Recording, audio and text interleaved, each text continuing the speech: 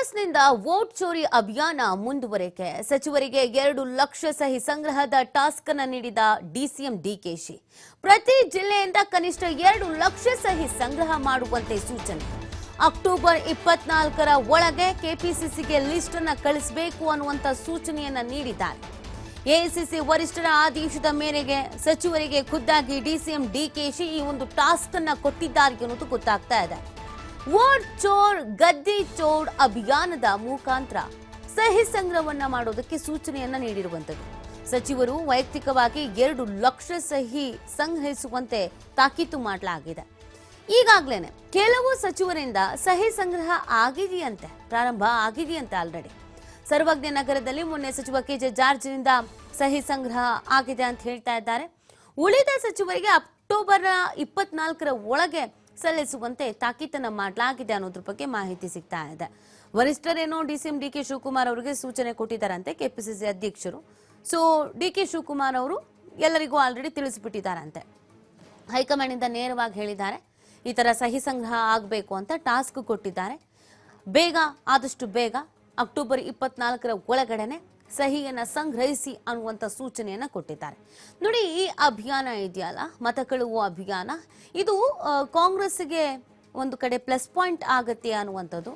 ಈ ಹಿಂದೆ ಕಾಂಗ್ರೆಸ್ ಭಾರತ್ ಜೋಡೋ ಯಾತ್ರೆ ಆಗಿರ್ಬೋದು, ಬೇರೆ ಬೇರೆ ಏನ್ ಪ್ಲಾನ್ ಮಾಡ್ಕೊಂಡಿರೋ ಅದೆಲ್ಲವೂ ಕೂಡ ಕಾಂಗ್ರೆಸ್ಗೆ ಕೈ ಹಿಡಿದಿತ್ತು, ಕಾಂಗ್ರೆಸ್ಗೆ ವರ್ಕೌಟ್ ಆಗಿತ್ತು, ಕಾಂಗ್ರೆಸ್ಗೆ ಪ್ಲಸ್ ಪಾಯಿಂಟ್ ಆಗಿತ್ತು. ಆ ಹಿನ್ನೆಲೆಯಲ್ಲಿ ಇದೇ ಒಂದು ವಿಚಾರವನ್ನ ಇಟ್ಕೊಂಡು ಈಗಾಗಲೇ ದೇಶದಾದ್ಯಂತ ಈ ಚರ್ಚೆ ಆಗಿದೆ. ರಾಹುಲ್ ಗಾಂಧಿ ಅವರು ಇದನ್ನ ತೀರಾ ಪರ್ಸನಲ್ ಆಗಿ ತೆಗೆದುಕೊಂಡಿರುವಂಥದ್ದು. ಸೊ ಹಾಗಾಗಿ ಇದೀಗ ಒಂದು ಟಾಸ್ಕ್, ಸಹಿಯನ್ನ ಸಂಗ್ರಹಿಸಬೇಕು ಅಂತ, ಕನಿಷ್ಠ 2 ಲಕ್ಷ ಸಹಿ ಆದ್ರೂ ಸಂಗ್ರಹಿಸಬೇಕು ಅನ್ನುವಂಥ ಒಂದು ಟಾಸ್ಕ್ ಅನ್ನು ನೀಡಿದ್ದಾರೆ. ರಾಹುಲ್ ಗಾಂಧಿ ಅವರು ಈ ವಿಚಾರಕ್ಕೆ ಸಂಬಂಧಪಟ್ಟಂತೆ ಅನೇಕ ದಾಖಲೆಗಳನ್ನು ಬಿಡುಗಡೆ ಮಾಡಿದ್ರು. ಚುನಾವಣಾ ಆಯೋಗಕ್ಕೆ ಪ್ರಶ್ನೆಗಳ ಸುರಿಮಳೆಗೈದಿದ್ರು.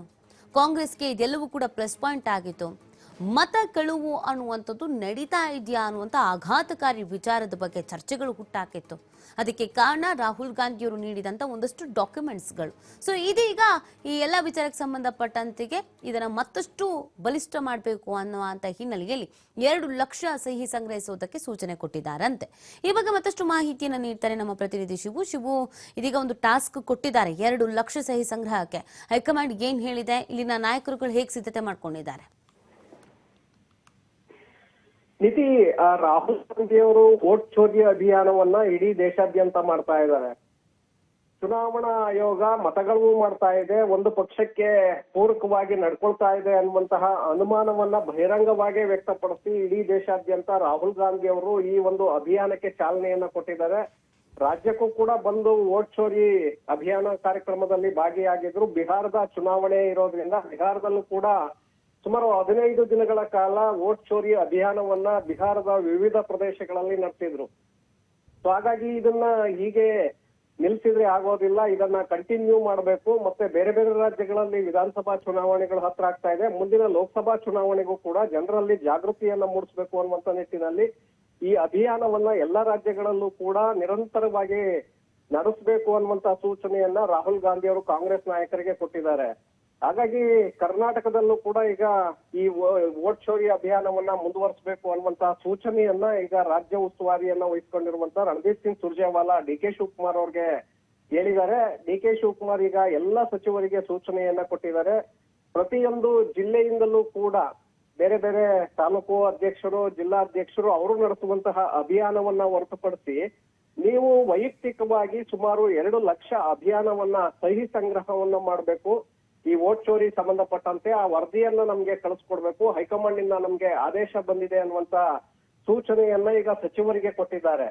ಸಚಿವರಿಗೆ ಟಾಸ್ಕ್ ಅನ್ನ ಕೊಟ್ಟಿರೋದ್ರಿಂದ ಈಗಾಗಲೇ ಕೆಲವು ಸಚಿವರು ಕೂಡ ಮೊನ್ನೆಯಿಂದ ಪ್ರಾರಂಭ ಮಾಡಿದ್ದಾರೆ. ಮೊದಲಿಗೆ ಕೆಜೆ ಜಾರ್ಜ್ ಅವರು ತಮ್ಮ ವಿಧಾನಸಭಾ ಕ್ಷೇತ್ರ ವ್ಯಾಪ್ತಿಯಲ್ಲಿ ಮೊನ್ನೆ ಸಹಿ ಸಂಗ್ರಹ ಅಭಿಯಾನವನ್ನು ಕೂಡ ನಡೆಸಿದ್ದಾರೆ. ಉಳಿದಿರುವಂತಹ ಸಚಿವರು 24ರ ಒಳಗೆ ಇನ್ನ 4 ದಿನಗಳು, ಆ 4 ದಿನಗಳಲ್ಲಿ ಅವರು ತಮ್ಮ ತಮ್ಮ ಜಿಲ್ಲೆಗಳಲ್ಲಿ ಅಭಿಯಾನವನ್ನ ನಡೆಸಿ ಸಹಿಯನ್ನ ಸಂಗ್ರಹಿಸಿ ಅದನ್ನ ಕೆಪಿಸಿಸಿ ಅಧ್ಯಕ್ಷರಿಗೆ ಕೊಡ್ಬೇಕಾಗತ್ತೆ. ಈಗ ಅನಿವಾರ್ಯ, ಸಚಿವರು ಕೂಡ ಮಾಡ್ಲೇಬೇಕಾಗತ್ತೆ. ಇಲ್ಲದೆ ಹೋದ್ರೆ ಒಂದು ವೇಳೆ ಈ ಸಂಪುಟ ಪುನಾರಚನೆ ಸಂದರ್ಭದಲ್ಲಿ ಇದನ್ನು ಕೂಡ ಪರಿಗಣಿಸಿ ಸಚಿವರನ್ನ ಸಂಪುಟದಿಂದ ಕೈ ಬಿಡುವಂತಹ ಒಂದು ನಿರ್ಧಾರವನ್ನ ಹೈಕಮಾಂಡ್ ಮಾಡಿದ್ರು ಮಾಡಬಹುದು. ಹಾಗಾಗಿ ಸಚಿವರು ಮಾಡ್ಲೇಬೇಕಾದಂತ ಅನಿವಾರ್ಯ ಪರಿಸ್ಥಿತಿ ಇದೆ. ಈಗ ನಾವ್ಯಾಕ್ ಮಾಡ್ಬೇಕು, ಪಕ್ಷದ ಅಧ್ಯಕ್ಷರು ಹೇಳ್ತಿದ್ದಾಗೆ ಮಾಡೋದಕ್ಕೆ ಸಾಧ್ಯ ಇಲ್ಲ, ನಾವು ಸರ್ಕಾರದ ಭಾಗವಾಗಿದ್ದೇವೆ ಅಂತೇಳಿ ಉದಾಸೀನವನ್ನ ತೋರಿದ್ದೆ ಆದ್ರೆ ಸಂಪುಟದಿಂದ ಅವರನ್ನ ಕೈ ಬಿಡುವಂತ ಅವಕಾಶಗಳು ಕೂಡ ಇದೆ ನೀತಿ. ಹಾಗಾಗಿ ಸಚಿವರು ಕೂಡ ಇದನ್ನ ಬಹಳ ಮುತುವರ್ಜಿಯಿಂದ ತೆಗೆದುಕೊಂಡು ಈಗ